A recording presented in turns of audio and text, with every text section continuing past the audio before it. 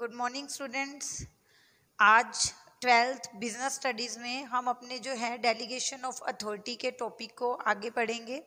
आज का जो मेरा मेन टॉपिक रहेगा डिस्कशन का वो रहेगा डिसेंट्रलाइजेशन। ठीक है, इससे पहले जो स्टूडेंट्स हम टॉपिक कर चुके हैं वो आप एक बार जल्दी से देख लेंगे।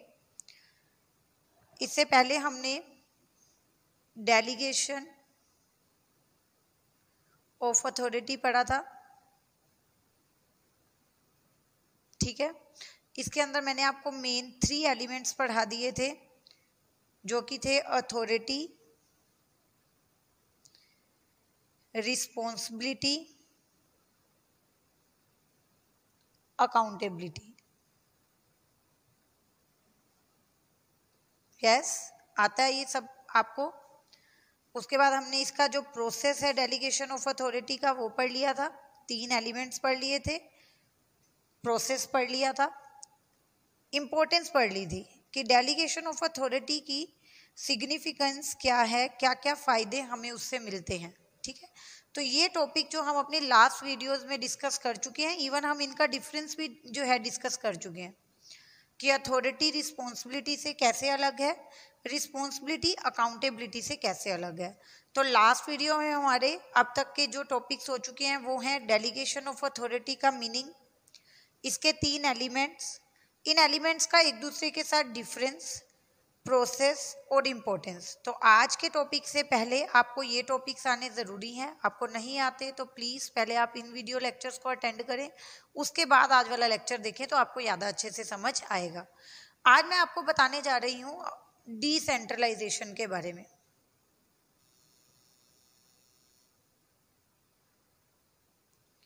डिसेंट्रलाइजेशन, ठीक है, इसमें क्या होता है, मैंने आपको क्या बताया था कि डेलीगेशन ऑफ अथॉरिटी में क्या होता था कि हम जो है काम करने की रिस्पॉन्सिबिलिटी और कुछ पावर्स जो हैं आगे डेलीगेट कर देते थे। जो सुपीरियर्स होते थे, जो बॉस होते थे, वो काम करने की अथॉरिटी, रिस्पॉन्सिबिलिटी को आगे लोअर लेवल्स पे डेलीगेट कर देते थे। तो डिसेंट्रलाइजेशन क्या है? डिसेंट्रलाइजेशन में भी डेलीगेशन ऑफ अथॉरिटी तो होता है, delegation of authority on a large scale. Okay, in the whole organization.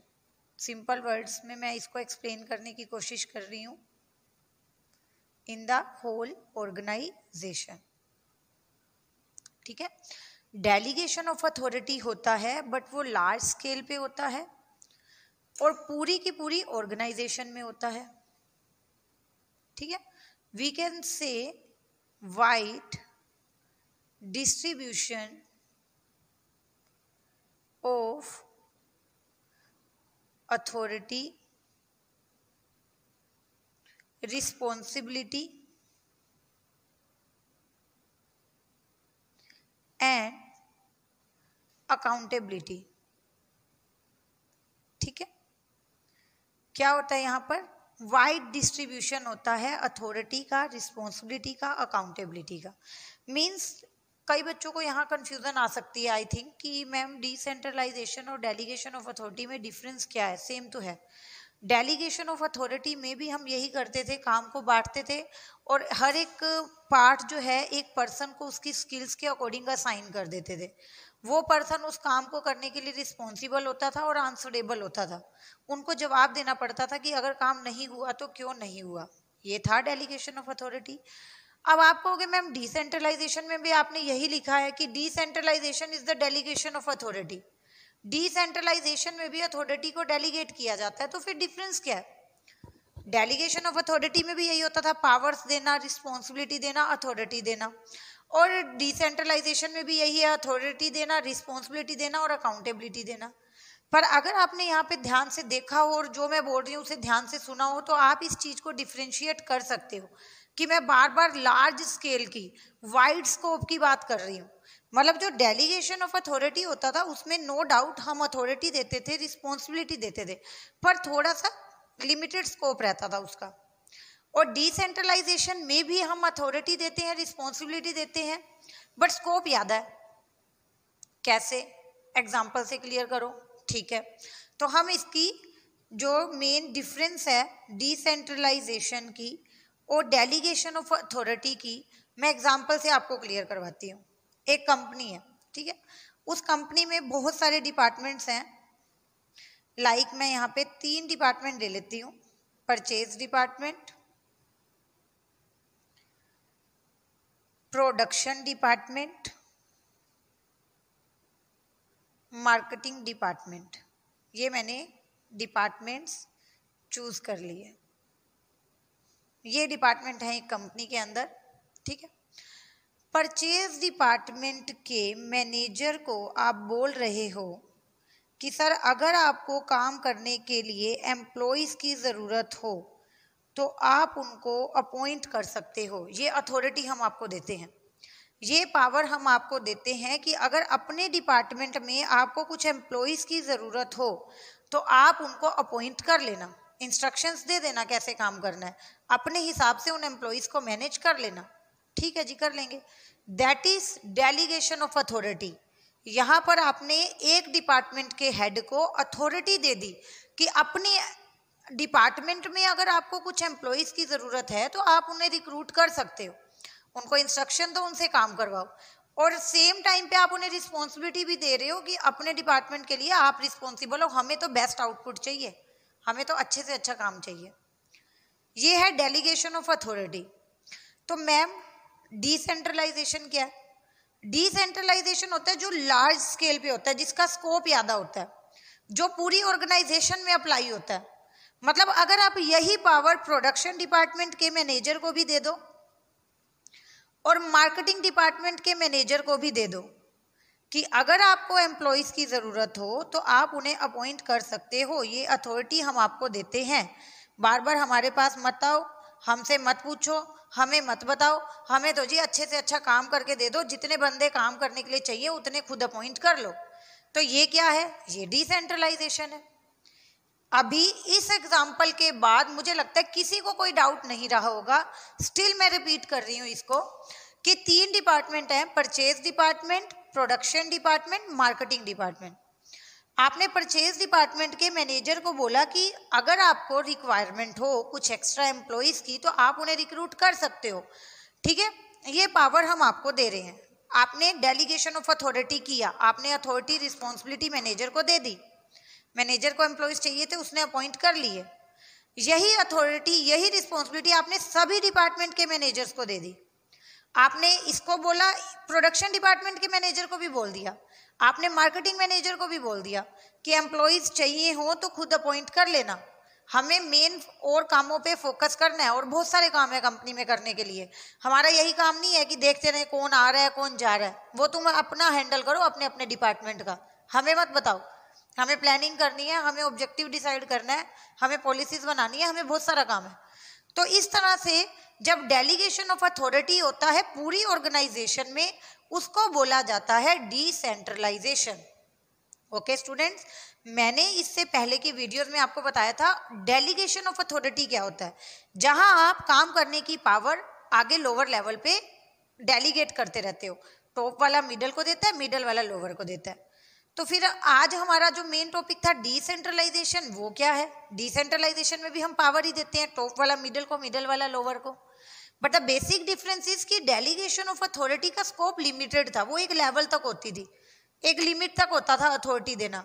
But decentralisation में पूरी ऑर्गेनाइजेशन में टॉप से लेकर मिडल लेवल, मिडल से लेकर बिल्कुल लोअर लेवल तक, जब तक आप अथॉरिटीज और रिस्पॉन्सिबिलिटीज को डेलीगेट नहीं कर देते तब तक डिसेंट्रलाइजेशन कंप्लीट नहीं होता।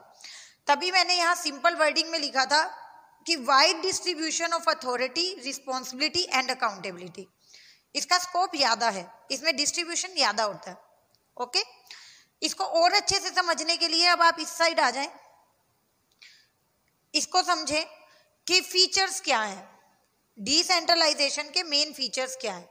पहली बात तो ये एक्सपेंडेड वर्जन है। एक्सपेंडेड वर्जन किसका है? ये एक्सपेंडेड वर्जन है डेलीगेशन ऑफ अथॉरिटी का, डेलीगेशन ऑफ अथॉरिटी का। एक्सटेंडेड वर्जन, एक्सटेंडेड वर्जन का मतलब क्या होता है? बढ़ा हुआ रूप, एक्सटेंडेड वर्जन का मतलब क्या होता है, बड़ा हुआ रूप, कि इसकी तो एक लिमिट होती थी, इसकी कोई लिमिट नहीं होती। एक्सपेंडेड बोल दो, एक्सटेंडेड बोल दो, बड़ा हुआ रूप है इसका, वाइड स्कोप पे होता है ये। Increase the significance of role of subordinate, ये सबॉर्डिनेट्स के रोल्स को बढ़ा देता है। ऑब्वियस सी बात है, जब आप सबॉर्डिनेट को पावर दे रहे हो काम करने की, डिसीजंस लेने की, तो उससे उनका रोल जो है, उनके रोल की जो इम्पोर्टेंस है वो बढ़ जाएगी।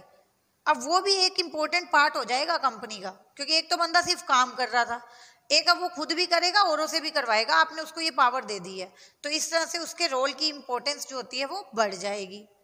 That is applicable to the organization as a whole. Obviously बात है, अभी मैंने आपको ऑल डिपार्टमेंट्स का एग्जाम्पल नहीं दिया था कि अगर तो आप कोई पावर है, से एनी पावर, और वो आप पावर सिर्फ एक डिपार्टमेंट को दे रहे हो, वो डेलीगेशन ऑफ अथॉरिटी है, पर वही पावर आप सभी डिपार्टमेंट्स को दे रहे हो, मतलब पूरी ऑर्गेनाइजेशन में वो चीज अप्लाई कर रहे हो, तो वो फिर क्या है, decentralization. Reduce the workload of senior officers, yes, top वालों ने अपना थोड़ा बहुत बर्डन मिडल वालों को दे दिया, मिडल वालों ने अपना मेन काम अपने पास रखते हुए बाकी बर्डन लोअर को दे दिया, तो इस तरह से इनका जो वर्कलोड है वो कम हो जाएगा। अब उनको छोटे मोटे बहुत सारे इश्यूज नहीं हैंडल करने, उनको सिर्फ थोड़े से मेन इश्यूज हैंडल करने हैं, और बाकी इश्यूज हैंडल करने की पावर उन्होंने आगे डेलीगेट कर दी है। अथॉरिटी इवन अकाउंटेबिलिटी डेलीगेटेड, इसमें आप अथॉरिटी भी डेलीगेट करते हो, अकाउंटेबिलिटी भी करते हो। ऐसा नहीं कि पूरी कंपनी में सभी एम्प्लॉइज को पावर तो दे दी और उनको आंसरेबल आपने ठहराया ही नहीं, आपने उनसे पूछा ही नहीं कि काम नहीं हुआ तो क्यों नहीं हुआ। ऐसे तो फिर मिसमैनेजमेंट होगा, रिजल्ट कौन देगा, कोई भी नहीं देगा, हर कोई मालिक बन के बैठ जाएगा। आपने किसी को अथॉरिटी दी है तो टाइम आने पे आप उनसे जवाब भी मांगोगे कि हमने आपको ये पावर दी थी, बताओ क्या किया इस पावर का, आपने क्या रिजल्ट लेके आए हो आप, ठीक है। तो आपको ये ओवर कॉन्फिडेंस में नहीं चले जाना कि अथॉरिटी ही मिलेगी, सिर्फ अकाउंटेबिलिटी भी मिलेगी, जवाब भी देना पड़ेगा, ठीक है। तो बिल्कुल सिंपल फीचर्स थे इसके। फीचर्स में आपने क्या किया, एक्सपेंडेड वर्जन, बढ़ा हुआ रूप, इससे सबऑर्डिनेट्स की वैल्यू भी बढ़ जाती है, इससे सीनियर ऑफिसर्स का वर्कलोड भी कम हो जाता है, इससे पूरी ऑर्गेनाइजेशन में एक साथ अप्लाई किया जाता है, ठीक है। एंड लास्ट में not only authority but accountability also delegated, okay. अब जल्दी से हम देख लेते हैं इसकी इंपॉर्टेंस देखो अब इसकी क्या है, डिसेंट्रलाइजेशन की क्या इंपॉर्टेंस है, क्या मेन पॉइंट्स हैं। Develop initiative among subordinate, initiative कुछ नया करना, इनिशिएटिव का मतलब होता है कुछ न्यू करना, डू समथिंग न्यू। तो जब आप सबऑर्डिनेट को, फॉर एग्जाम्पल, पहले ये मान के चलो आपने सबऑर्डिनेट को कोई पावर नहीं दी, आपने उन्हें कोई काम बताया वो कर देंगे, दोबारा आप उनको कोई काम दोगे वो कर देंगे। बट जब आप उन्हें पावर देते हो कि हाँ जी हमें तो बेस्ट रिजल्ट चाहिए, अगर आपको ऐसे करना पड़े तो ऐसे कर लेना, वैसे करना पड़े तो वैसे कर लेना, तो वहां पे सबऑर्डिनेट क्या करते हैं, इनिशिएटिव कुछ नया करते हैं, कोई नया मेथड लगाते हैं, कोई नए तरीका, कोई नई मशीन, कोई नया रॉ मटेरियल ट्राई करते हैं कि रिजल्ट पहले से अच्छा मिले। तो जब आप अथॉरिटी देते हो ना किसी को, तो वहां पे इनिशिएटिव कुछ नया निकल के आएगा आपके सामने। आपने मार्केटिंग डिपार्टमेंट को बोला भी हमें तो सेल चाहिए ज्यादा से ज्यादा, लास्ट ईयर से ज्यादा सेल चाहिए, कुछ भी करो आप, देखो आप क्या कर सकते हो, हमें मतलब नहीं है, हमें तो भी सेल ला के दो इतने बजट के अंदर, मतलब एक बजट भी बता देते हो कि इतना खर्चा कर सकते हो आप, और इस बजट के अंदर रहते हुए हमें इतना सेल टारगेट अचीव करके दिखा दो। अब वहां पे सेल्स मैनेजर परेशान हो जाएगा, दिन रात सोचेगा भी यार ठीक है मैं क्या करूं ऐसा कि मैं इस सेल टारगेट को अचीव कर लूं, क्योंकि मेरे मैनेजर ने मुझे बोला है। क्या मैं ऐड दे दूं, क्या मैं जो है डिस्काउंट दे दूं, कोई फ्री ऑफर, कोई फ्री गिफ्ट लॉन्च कर दूं, बाय वन गेट वन की कोई स्कीम लॉन्च कर दूं, क्या करूं मैं ऐसा कि मेरे को सेल टारगेट अचीव हो जाए। बजट उसको दिया है उन्होंने कि हाँ जी 50,000 का, लाख रुपए तक का खर्चा आप कर सकते हो, इतना बजट हम आपको दे रहे हैं, इस बजट के अंदर रहते हुए मुझे सेल करके दिखाओ। तो यहाँ सेल्स मैनेजर है वो क्यों परेशान है, वो नए नए तरीके सोचेगा मैं क्या करूं। अगर आपने ये टारगेट उसको ना दिया होता, अगर आपने ये अथॉरिटी रिस्पॉन्सिबिलिटी उसको ना दी होती, तो ठीक है जितनी सेल होती वो कर देता, उसको क्या मतलब है सेल बढ़ाने से।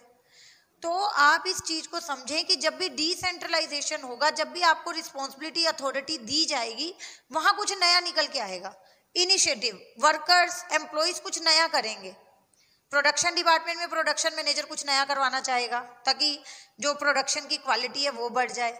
सेल्स मैनेजर वहाँ कुछ नया करना चाहेगा कि सेल्स बढ़ जाए। तो इस तरह से हर कोई अपने अपने लेवल पे सोचेगा और रिजल्ट बेस्ट निकल के आएगा। उसके बाद आपका है develop managerial talent. Managerial talent बढ़ता है। मैनेजरियल टैलेंट तो देखो इस वजह से बढ़ जाता है ना, क्योंकि उनका जो वर्कलोड है वो बहुत कम हो गया ड्यू टू रिड्यूस्ड वर्कलोड। जो वर्कलोड कम हो गया है ना, उस वजह से इनका जो टैलेंट है वो बढ़ जाता है। मेन इश्यूज को डिस्कस करेंगे, उस पर डिटेल में सर्च करेंगे, तब जाके कोई डिसीजन लेंगे, तब जाके कोई एक्शन लेंगे। तो इस तरह से उनका टैलेंट बढ़ जाएगा। Okay, quick decision making, obvious सी बात है। अब मेन मैनेजर के पास क्या है, सिलेक्टेड काम है, उन सिलेक्टेड इश्यूज को उन्हें सॉर्ट आउट करना है, तो डिसीजन भी क्विक है। पहले बेचारा मैनेजर उलझा हुआ था, प्रोडक्शन में उलझा हुआ है, सेल्स में उलझा हुआ है, खरीदने में, वर्कर्स को हैंडल करने में, रिसोर्सेज मैनेज करने में, बहुत सारे काम थे उसके पास। लेकिन अभी उसके पास सिलेक्टेड काम है। कोई दिक्कत आई, क्विक डिसीजन लेगा, प्रॉब्लम सोल्व हो गई, बढ़ो आगे। ठीक है।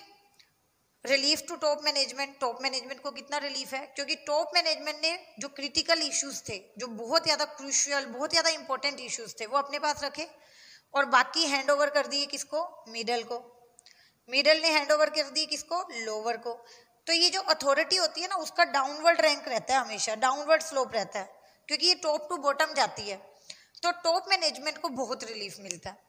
And last is facilitates growth. Growth तो होगी, हर कोई नया नया सोच रहा है, हर कोई नया नया स्टेप ले रहा है, कुछ नया कर रहा है। ठीक है। मैनेजर्स भी अब फ्री होके बैठे हैं, मेन इश्यूज पे फोकस कर रहे हैं, एक्सपेंशन पे ध्यान दे सकते हैं। खाली बैठे हैं क्योंकि काम तो बहुत स्मूथली चल रहा है। टॉप वाले ने मिडल वालों को कह दिया आप कर लो, मिडल वालों ने कह दिया लोअर वालों को। हाँ, लेकिन ये नहीं है कि सिर्फ कह दिया कर दो, आंसरेबल भी है, अकाउंटेबिलिटी भी है, कल को उनसे पूछेंगे कि काम क्यों नहीं हुआ। तो यहाँ आप टॉप लेवल के पास सोचने का टाइम है, चलो कुछ नया करते हैं, चलो कोई नया प्रोडक्ट लॉन्च करते हैं, या फिर चलो कहीं किसी नए एरिया में कोई अपनी नई ब्रांच एस्टेब्लिश करते हैं। तो इस तरह से क्या ग्रोथ नहीं होगी। एम्प्लॉइज को पावर दे दी सोचने की, कुछ नया करने की, वो कुछ नया मेथड लेके आ रहे हैं, काम जल्दी हो रहा है, कम कॉस्ट में हो रहा है, क्या उससे ग्रोथ नहीं होगी। ये सारे तरीके ही ऐसे हैं जिससे ग्रोथ हो। आप खुद देख लो, यहाँ पे सबऑर्डिनेट्स का रोल बढ़ रहा है, सीनियर्स का वर्कलोड कम हो रहा है, ठीक है, मैनेजर्स का टैलेंट बढ़ रहा है, डिसीजन मेकिंग बहुत जल्दी हो रही है, जल्दी जल्दी प्रॉब्लम सॉर्ट आउट हो रही है, स्मूथ प्रोसीजर चल रहा है, टॉप मैनेजमेंट को बहुत रिलीफ फील हो रहा है। तो ऑब्वियस सी बात है, ग्रोथ तो फैसिलिटेट होगी ही होगी, क्यों नहीं होगी। एक्सपेंशन कर सकते हैं, मॉडर्नाइजेशन कर सकते हैं, डाइवर्सिफिकेशन कर सकते हैं, ग्रोथ होगी। सो स्टूडेंट्स, आज के टॉपिक में मैंने आपको बताया है डिसेंट्रलाइजेशन के बारे में।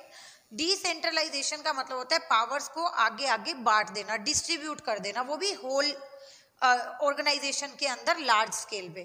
ठीक है। डिसेंट्रलाइजेशन का मतलब होता है पावर को पूरी ऑर्गेनाइजेशन में सभी एम्प्लॉइज को थोड़ी थोड़ी पावर दे दो। ठीक है। अच्छा, अगर इससे अपोजिट मैं आपको थोड़ा सा हिंट दे देती हूँ, बस वो टॉपिक हमारा इतना डिटेल में नहीं है, कि अगर डिसेंट्रलाइजेशन से अपोजिट आपको पूछ लिया जाए सेंट्रलाइजेशन के बारे में, डिसेंट्रलाइजेशन से अपोजिट अगर आपसे पूछ लिया जाए सेंट्रलाइजेशन के बारे में, तो इसका मतलब होता है पावर को सेंट्रलाइज करना, power in single hands, all decision taking powers in single hands. एक पर्सन के पास सारी पावर है, आप उससे बिना पूछे कुछ भी नहीं कर सकते, जो वो कहेगा वो आप करोगे, जो वो नहीं कहेगा वो आप नहीं करोगे। तो डिसेंट्रलाइजेशन का मतलब होता है पावर्स को बांटना, जबकि सेंट्रलाइजेशन का मतलब होता है सारी की सारी पावर एक पर्सन के पास होना। ठीक है। ये हमारा आज का इम्पोर्टेंट टॉपिक हो चुका है। इस लेक्चर के ऊपर सिर्फ एक वीडियो और आएगा, एक छोटा सा टॉपिक जो मेरे पास है, डिसेंट्रलाइजेशन और डेलीगेशन ऑफ अथॉरिटी का मैं आपको डिफरेंस करवाऊंगी और कंप्लीट चैप्टर की एक क्विक रिवीजन दूंगी अपनी नेक्स्ट वीडियो में। तब तक के लिए अब तक की सारी जितनी भी वीडियोस हो चुकी है उन्हें आप रिवाइज करो। Thank you so much.